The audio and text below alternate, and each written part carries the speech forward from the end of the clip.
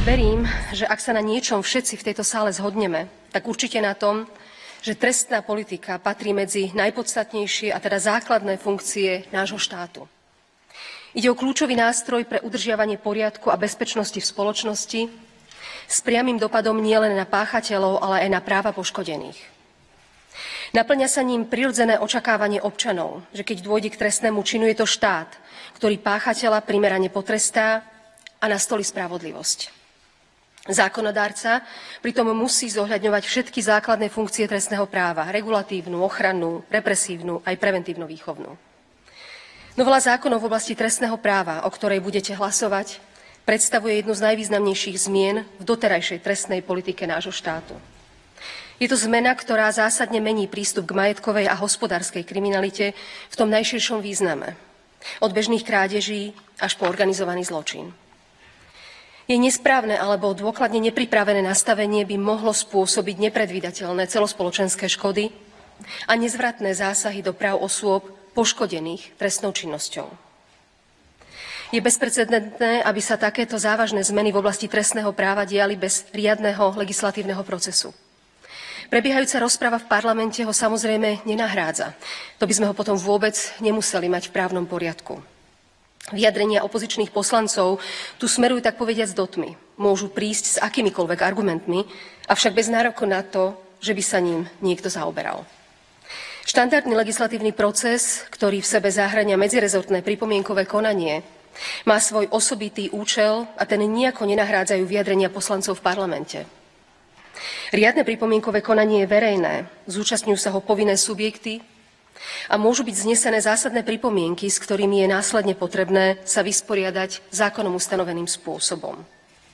Sama som absolvovala viaceré medzirezortné pripomienkové konania ako zástupca verejnosti za vašich predchádzajúcich vlád. A viac alebo menej to bol kvalifikovaný, odborný dialog, v ktorom sa o zásadných pripomienkach skutočne diskutovalo. Nezamieňajme preto rozpravu v parlamente za tento nástroj prípravy legislatívy. Absencia odbornej diskusie znásobuje riziká spojené s touto novelou, pretože chýba analýza všetkých jej praktických a technických dôsledkov. Jej prijatie je preto spojené so všetkými rizikami, ktoré nedostatočná príprava a absencia odbornej diskusie prinášajú. Vážené pani poslankyne, páni poslanci, náš právny poriadok pripúšťa skrátené legislatívne konanie, avšak iba ako výnimočný nástroj príjmania legislatívy, a to za podmienky, ak je prítomný aspoň jeden zo zákonom uvedených dôvodov.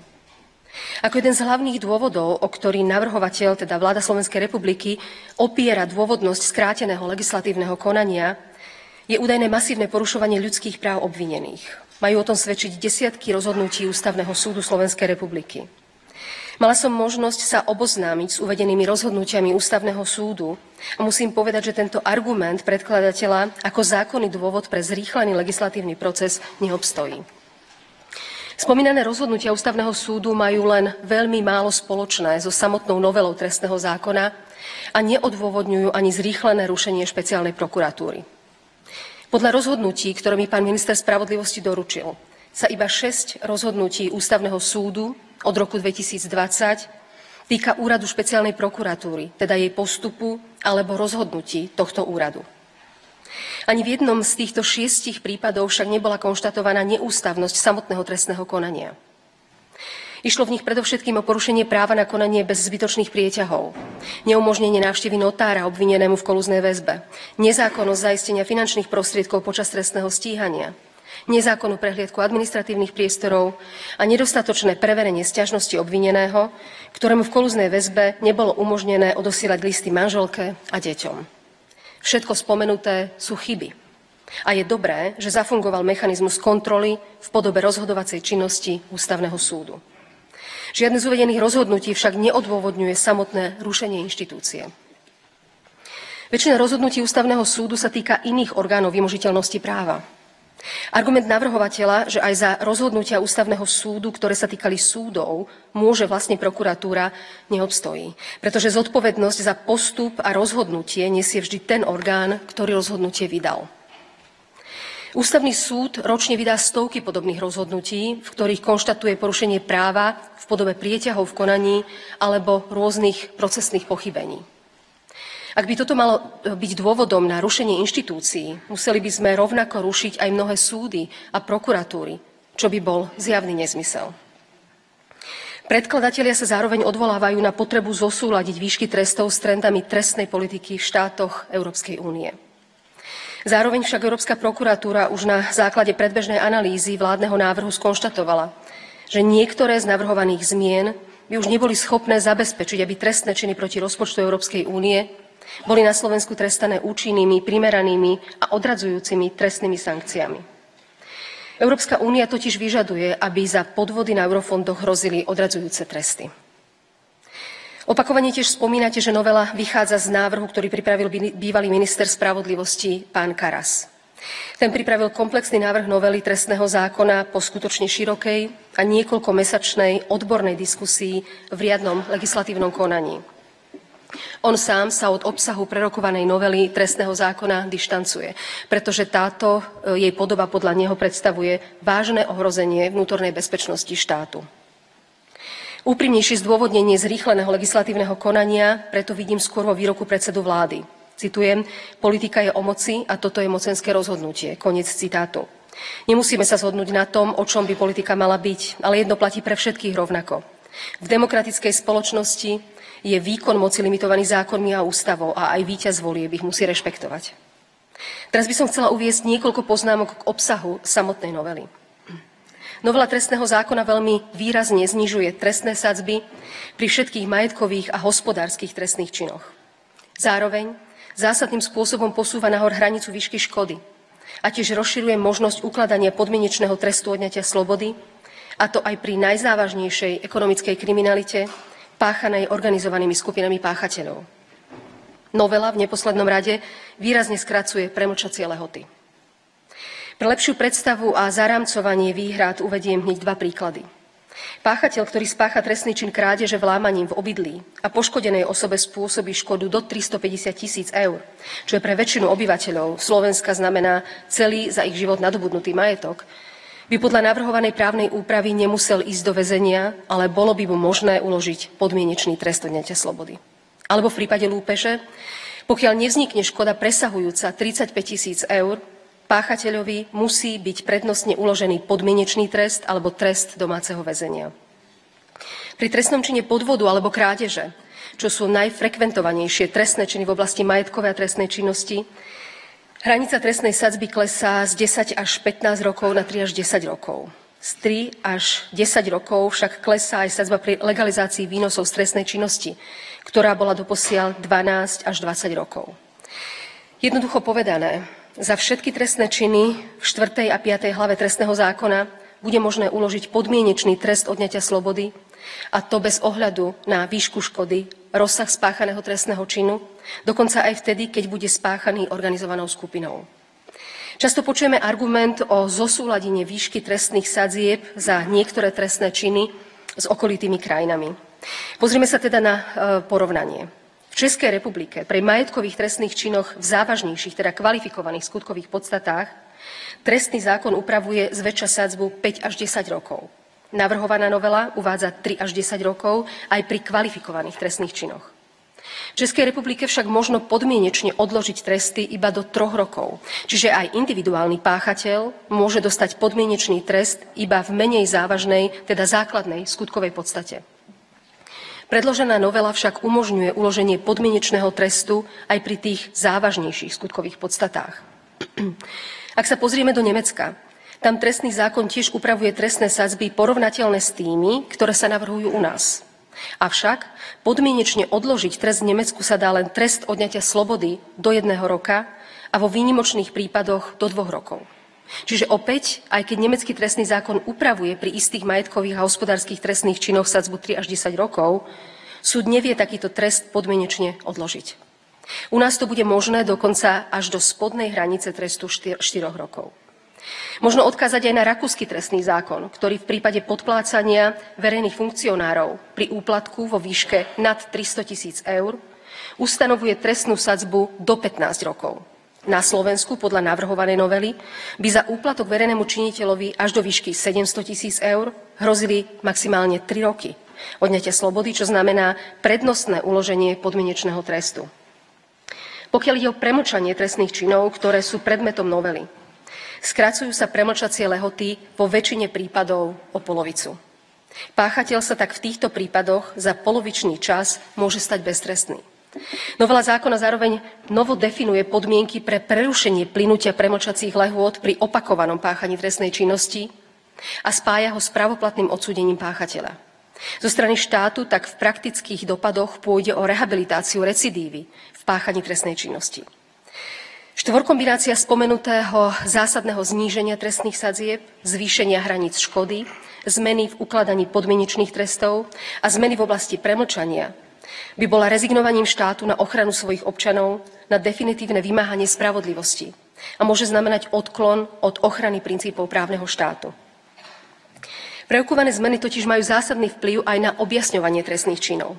Napríklad nasadenie odposluchov alebo agenta sa môže využívať len pri zločine, čo je z definície trestný čin, ktorého hranica trestnej sadzby presahuje 5 rokov. Zmenou výšky trestnej sadzby by však mnohé zločiny mali byť kvalifikované už iba ako prečiny, a teda nebude možné ani využívanie uvedených prostriedkov. Podľa ľudí z praxe to môže viesť k zvýšenej kriminalite, pretože nová právna úprava nebude dostatočne plniť svoju preventívnu funkciu. Riziko zo spáchania takýchto trestných činov bude najmä pre páchateľov znalých pomerov neporovnateľne nižšie ako potenciálne benefity z ich spáchania. Vážené pani poslankyne, páni poslanci, novela podľa môjho presvedčenia môže byť v kolízii s ústavou, keďže prináša hrozbu zásahov do práv poškodených na spravodlivý proces. Zrušením úradu špeciálnej prokuratúry v skrátenom legislatívnom konaní sa má vyše 1000 živých spisov z úradu špeciálnej prokuratúry presunúť na 8 krajských prokuratúr. A čo je potrebné zdôrazniť, má sa tak udiať zo dňa na deň, keďže zákon neustanovuje žiadnu legisvakačnú lehotu. Pokiaľ pritom príde k zmene dozorujúceho prokurátora, ten si bude musieť spis načítať a oboznámiť sa komplexne s celou vecou. To si nevyhnutne vyžiada čas, keďže spisy majú aj niekoľko tisíc strán. Tým pádom reálne hrozia prieťahy v dotknutých trestných konaniach, čo ohrozuje právo na prejednanie bez zbytočných prieťahov. Využitie prostriedkov trestného práva je z povahy veci vždy spojené so zásahom do práv, pretože je potrebné nastoliť rovnováhu. Pri nastavovaní pravidiel trestného práva a osobitne pravidiel ukladania trestov preto nemôže byť vedúcim princípom iba záujem na tom, aby páchatelia trestných činov subjektívne považovali uložené tresty za spravodlivé, ako v rozprave uviedol predkladateľ návrhu. Takýto prístup totiž vytvára vysoké riziko, že postih páchateľov nebude dostatočne brať na zreteľ legitímne záujmy osôb poškodených majetkovou a hospodárskou trestnou činnosťou. Ak by predložené návrhy nadobudli účinnosť čo i len na 1 sekundu, v dôsledku skrátenia premlčacích lehôt navždy zanikne trestnosť tisícov už spáchaných majetkových a hospodárskych trestných činov. Zanikne aj zodpovednosť ich páchateľov, a to aj v prípade mimoriadne závažných trestných činov, ktorými boli spôsobené značné finančné škody. Podľa odhadov odborníkov fakticky pôjde o generálnu amnestiu týchto skutkov, kde sa poškodení už nikdy nedomôžu spravodlivosti. Znamená to teda, že postavenie poškodených by sa výrazne zhoršilo obmedzením možností domáhať sa náhrady škody. A teda hrozí prinajmenšom porušenie ich ústavných práv na ochranu majetku. Myslite prosím aj na práva týchto osôb, keď budete o návrhoch hlasovať. Nesúlad tejto novely vidím tiež s pozitívnym záväzkom štátu efektívne stíhať trestné činy, ohrozujúce ústavou chránené záujmy občanov. Ústavný súd vo svojom plenárnom náleze z 10. decembra 2014 zadefinoval pozitívny záväzok štátu v oblasti trestnej politiky. Jednoduchou analógiou tohto nálezu môžeme dospieť k tomu, že navrhovaná právna úprava sa môže dostať do nesúlazu s pozitívnym záväzkom štátu na účinné preventívne opatrenia k ochrane aj ďalších ústavou chránených hodnôt, a teda do nesúladu s princípom právneho štátu. Zmierňovanie trestov odňatia slobody a širšie využívanie alternatívnych trestov je zaiste legitímna a dôležitá téma. Nevyhnutnou podmienkou pre širokú aplikáciu podmienečných a alternatívnych trestov je však aj vybudovanie dostatočných personálnych a organizačných kapacít probačného dohľadu. V opačnom prípade tieto tresty nemôžu splniť svoj účel. Ide napríklad o nutnosť zvýšenia počtu probačných úradníkov, ktorí zabezpečia, aby odsúdení páchatelia skutočne dodržiavali obmedzenia a plnili povinnosti uložené súdom. V novele pripravenej bývalým ministrom Karasom bolo v analýze vplyvov na rozpočet verejnej správy, na zamestnanosť vo verejnej správe a na financovanie návrhu žiadané navýšiť počet probačných úradníkov o 200, aby navrhovaná novela primerane reagovala na zmenu, ktorú mala priniesť. Súčasná novela túto oblasť vôbec nerieši. Toto je stručný popis niektorých najzávažnejších výhrad, ktoré uvádza časť odbornej verejnosti a s ktorými sa aj ja osobne stotožňujem. Chcem oceniť avízo predsedu parlamentu, podľa ktorého by v ďalšom prerokúvaní novely malo dôjsť k niektorým zmenám v texte navrhovanej novely. Treba však zároveň dodať aj to, že nebyť politického a verejného tlaku, dnes by s najväčšou pravdepodobnosťou novela týchto zákonov už platila. Vážené poslankyne, vážení poslanci, stojíte pred dôležitým rozhodnutím. Pokiaľ ide o navrhovateľa, teda vládu Slovenskej republiky a poslancov vládnej koalície, nikto nespochybňuje právo vládnej väčšiny meniť, a to aj zásadným spôsobom, jednotlivé politiky štátu. Máte mandát, ktorý vzišiel z volieb a ktorý nikto rozumný v tejto miestnosti nemôže spochybňovať. Vyhrať voľby však neznamená môcť robiť všetko. Vyhrať voľby znamená prevziať na seba najväčší podiel zodpovednosti. Zodpovednosti nielen za vás, vašich voličov, ale za celú krajinu a jej budúcnosť. Som presvedčená o tom, že drvivá väčšina z vás rozumie a počuje argumenty, ktoré tu odznievajú. Som presvedčená, že keby ktokoľvek iný robil takéto významné zmeny v skrátenom legislatívnom konaní, byli by ste na poplach. Nemám o tom žiadnu pochybnosť. Preto vás chcem požiadať, nerobte to takto a s takýmito dopadmi. Umožnite, aby akýmkoľvek významným zmenám v trestnej legislatíve predchádzala riadna a odborná diskusia a medzirezortné pripomienkovanie.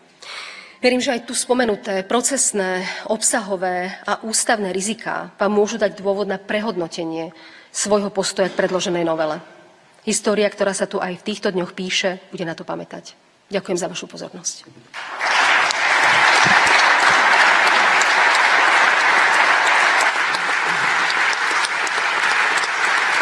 Vážené pani poslankyne, vážení páni poslanci, pokračujeme v prerušenej rozprave o návrhu vlády na skrátené legislatívne konanie o vládnom návrhu zákona, ktorým sa mení a doplňa trestný zákon. Požiadam pani poslankyňu Veroniku Remišovú, aby vystúpila v rozprave.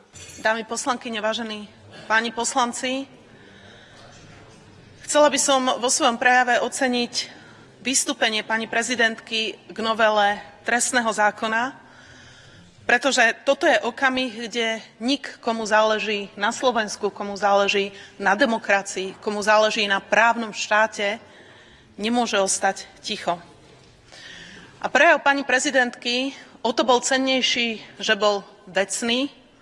My niekedy tu v parlamente používame samozrejme aj politické argumenty, pretože toto je politický bojový ring, ale prejav pani prezidentky bol výlučne vecný, venoval sa faktickým argumentom a ako mohli aj kolegovia z vládnej koalície počuť, vyvracal doslova všetky ich klamstvá, ktorými oni zahlcujú verejnosť už niekoľko týždňov. Drvivá väčšina odbornej verejnosti je proti novele trestného zákona. Proti novele trestného zákona sú prakticky všetci.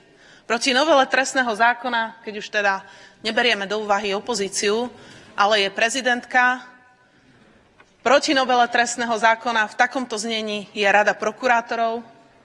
Proti takejto novele trestného zákona sú zástupcovia odbornej verejnosti, sú zástupcovia odborných organizácií, prakticky celá spoločnosť. Ale čo je veľmi dôležité povedať, je, že kvôli pár trestne stíhaným ľuďom z okolia vládnej koalície táto vládna koalícia ide proti všetkým. Ale najmä proti komu ide? Ide proti svojim vlastným občanom. A tak, ako upozorňujeme v tomto pléne už niekoľko týždňov, tak za lúpeže, krádeže, vlámania už nebude odradzujúci trest, ktorý by páchateľov odrádzal od tejto trestnej činnosti, ale páchatelia budú môcť vyviaznuť len s minimálnym trestom, alebo, čo je úplne absurdné, len s domácim väzením. Takisto je veľmi dôležité povedať, a to zase by som chcela aj ku svojim kolegom z opozície, to vyzdvihla aj pani prezidentka, že keby nebolo tohto tlaku, tak táto novela trestného zákona a novela k oznamovateľom korupcie už dávno platí. Už by platila niekoľko týždňov, už by mnohé zločiny boli premlčané, mnohí by možno boli na slobode a boli by nenapraviteľné škody. Takže ten tlak, aj tie niektoré obštrukcie, ten zmysel majú a je dôležité, že ich zástupcovia opozície robia, takisto ako je dôležité, že ľudia chodia na protesty a ukazujú svoj občiansky názor. Je mimoriadne dôležité, a ešte raz opakujem, každý, komu záleží na Slovensku, komu záleží na právnom štáte a komu záleží na bezpečnosti občanov Slovenskej republiky, tak nemôže ostať ticho. A tak ako je dôležitá táto rozpráva tu v Národnej rade, tak je dôležité, aby aj občania vyjadrili svoj názor a na tie protesty prišli. Zároveň sa budem venovať ešte raz skrátenému legislatívnemu konaniu, pretože o tom je táto rozprava. A na to upozornila aj pani prezidentka. Robert Fico niekoľkokrát vo svojich vystúpeniach klamal, že toto je najdlhšia rozprava, ktorá vôbec k nejakému zákonu prebieha, že opozícia vraj diskutuje v parlamente už niekoľko týždňov. Tu by som povedala, že toto v parlamente to nie je diskusia. My ako opozícia tu rozprávame, ale tá spätná väzba zo strany predkladateľov tu nie je absolútne žiadna. Čiže nenazývajme to diskusiou, hovorme o rozpráve ako o monológu opozície. A takisto sa k novele trestného zákona nemal možnosť vyjadriť prakticky nikto. Aj preto teraz vidíme, ako v chvate už predseda Národnej rady, ale aj minister vnútra začínajú hovoriť o tom, že táto novela trestného zákona skutočne potrebuje nejaké opravy.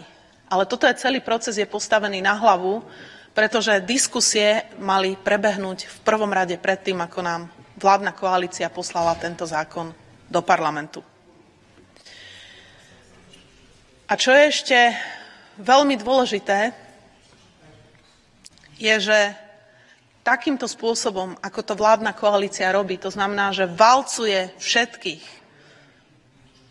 tak vzniknú nenapraviteľné škody v právnom štáte.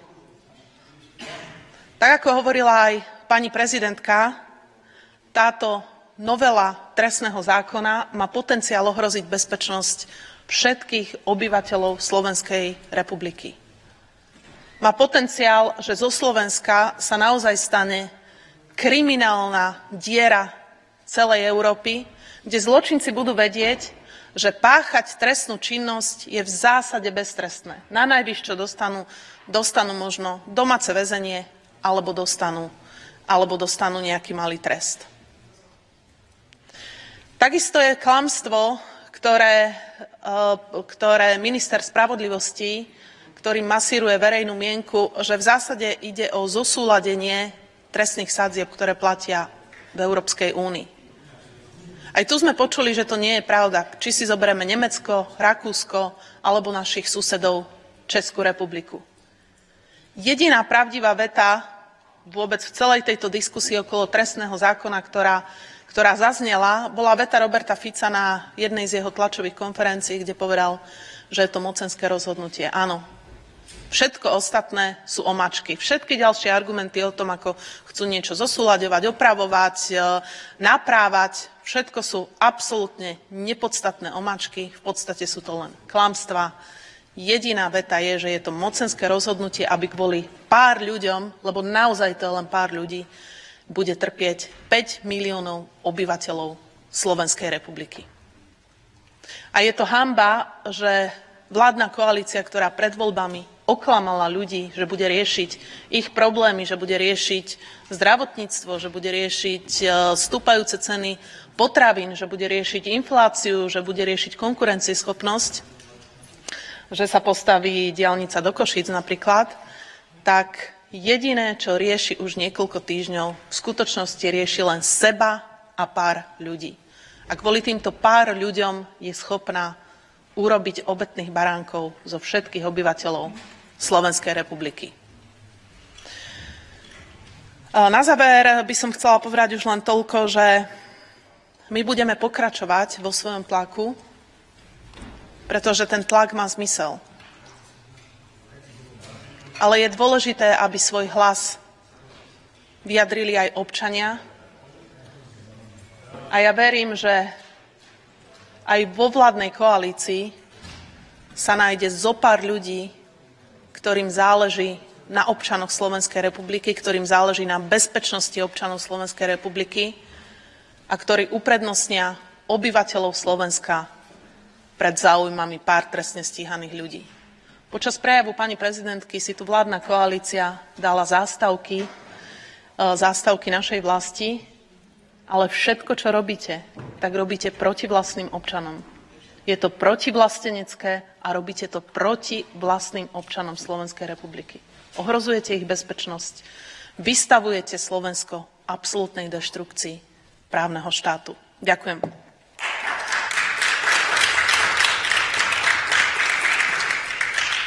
Ďakujem veľmi pekne. Teraz nasledujú faktické poznámky a ako prvý pán poslanec Hargaš. Ďakujem za slovo, pán predsedajúci. Ďakujem, pani poslankyňa, za váš príhovor. Tušil som, že sa bude čoho chytiť, tak som sa prihlásil hneď prvý. Ja sa tiež chcem povenovať tomu príhovoru pani prezidentky, ktorý ste spomínali vo vašom vystúpení, pretože podľa mňa to bol zatiaľ najlepší prejav, aký tu zaznel a najlepšia vecná kritika tohto návrhu, pretože my často sa pozeráme na jednotlivé ustanovenia, na ktoré upozorňujeme a ktoré kritizujeme, ale pani prezidentka nám dala veľmi plastický obraz toho, ako to všetko do seba spolu zapadá. Je tiež dôležité povedať, že priniesla nové argumenty. Priniesla argumenty, ktoré tu ešte nezazneli v tom pléne a o to dôležitejšie je to, čo robí opozícia, že vôbec dáva čas na to, aby vôbec nejaká verejná diskusia k tomuto návrhu zákona prebiehala, čo samozrejme nikdy nenahradí štandardný legislatívny proces. Pretože, ako ste to aj vypovedali vo vašom vystúpení, prebieha rozprava tu v parlamente, ale žiaľ tu v parlamente žiadna diskusia neprebieha. My kladieme otázky, dávame vecné, faktami podložené argumenty, koaliční poslanci sedia, pozerajú do mobilov, poťažmo rozhadzujú rukami, niekedy pozrú aj na nás, vtedy si tak poviem, že možno sme trafili klinec po hlavičke, že asi si aj uvedomili, že máme pravdu, ale nič na to nepovedia, žiadne protiargumenty táto koalícia nemá. A tretí bod, ktorý by som chcel spomenúť, je dôležitosť prezidentského úradu, ktorý nám aj toto vystúpenie ukázalo.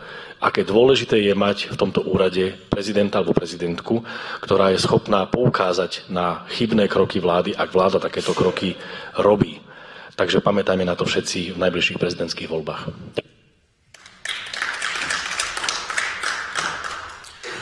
Ďakujem pekne. Pani poslankyňa Naš. Ďakujem pekne za slovo, pán predsedajúci. Ďakujem veľmi pekne kolegyni Remišovej za jej vystúpenie, ktorým vyjadrila podporu prejavu pani prezidentky, ktorý sme si mali možnosť tu vypočuť. Jej prejav bol vecný, komplexný a priniesol jasnú argumentáciu pre stiahnutie tohoto návrhu z rokovania v tomto pléne. Odborná verejnosť, napríklad Rada prokurátorov, odvážne vyjadrila obavy z dôsledkov prijatia týchto zmien trestného zákona na našu krajinu.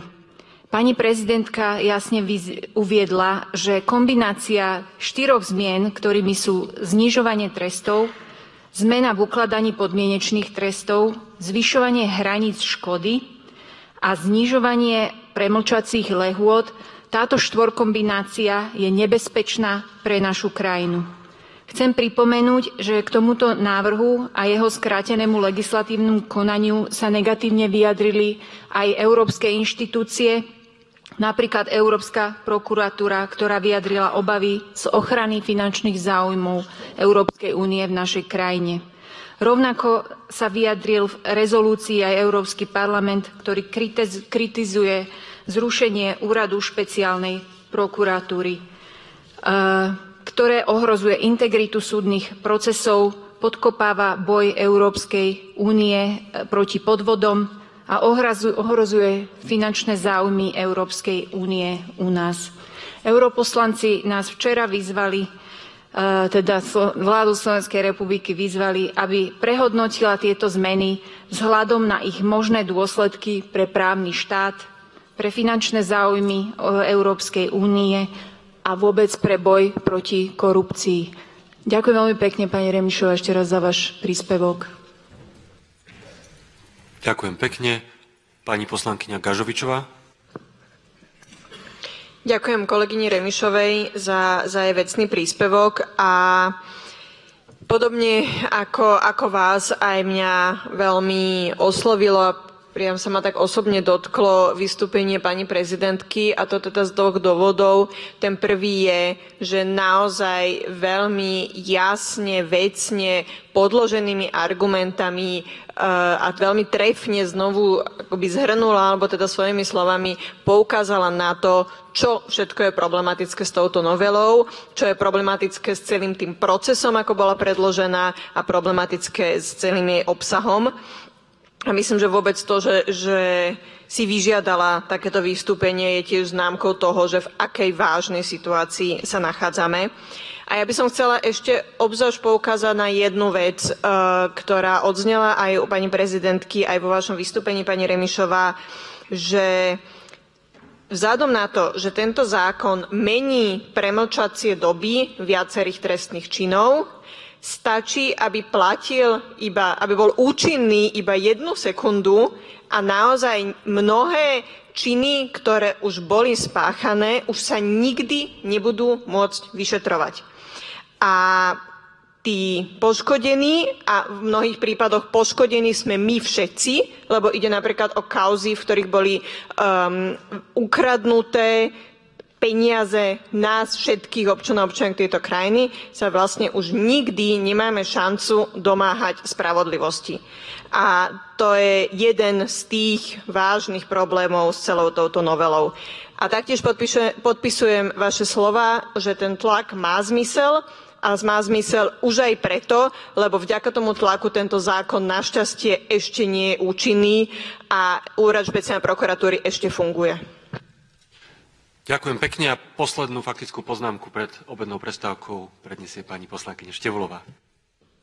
Ďakujem za slovo a ďakujem aj ja, pani Remišová, že ste predniesli tento svoj príspevok v ústnej rozprave, vlastne hneď tak rýchlo aj po skončení prejavu prezidentky a po tom, čo sme v podstate bezprostredne predtým sa prihlasovali do tejto ústnej rozpravy. A veľmi rada by som nadviazala v tejto súvislosti na prezidentkin prejav, o ktorom ste hovorili. Mňa tam výrazne zaujalo práve to, že prezidentka veľmi správne poukázala na to, že ak by táto rozsiahla novela trestného zákona, rušenie úradu špeciálnej prokuratúry boli prijaté, bol by to vážny zásah do práva na spravodlivý súdny proces poškodených.